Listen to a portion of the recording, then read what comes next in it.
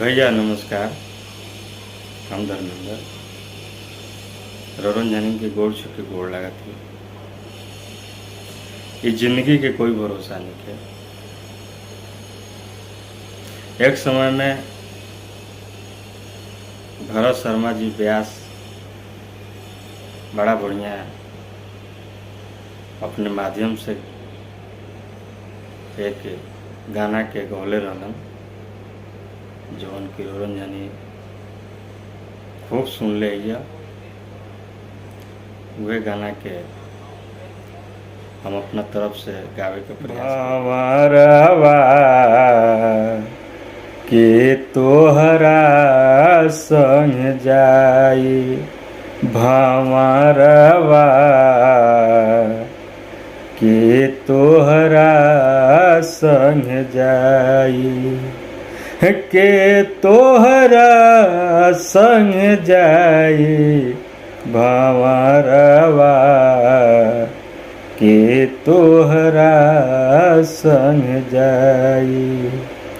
आवे के बेरिया सब केहू जाने दुआरा पे बाजेला बधाई बधाई दुआरा पे बाजेला बधाई।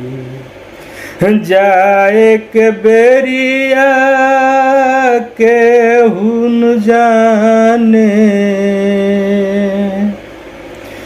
जाए के बेरिया केहू न जाने हमसे अकेला चली जाई भंवरवा के तोहरा संग जाई भंवरवा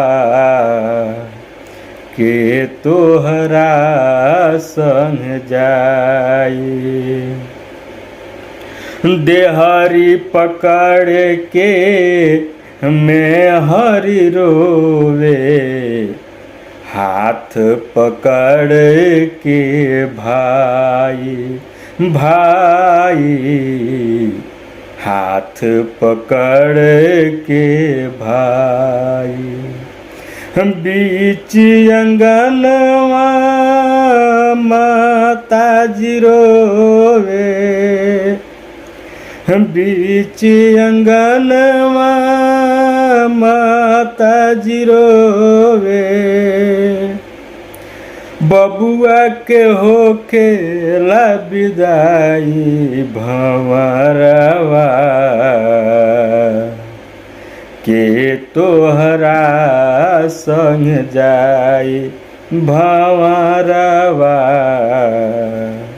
के तोहरा संग जाई।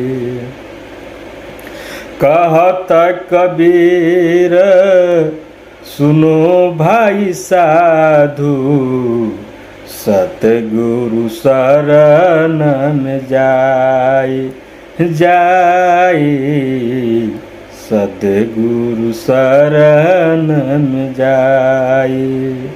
जो यह पद के अर्थ बताई हैं जो यह पद के अर्थ बताई हैं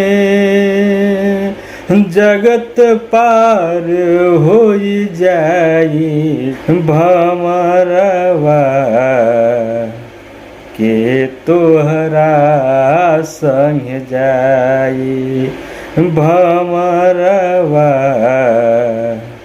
के तोहरा संग जाई।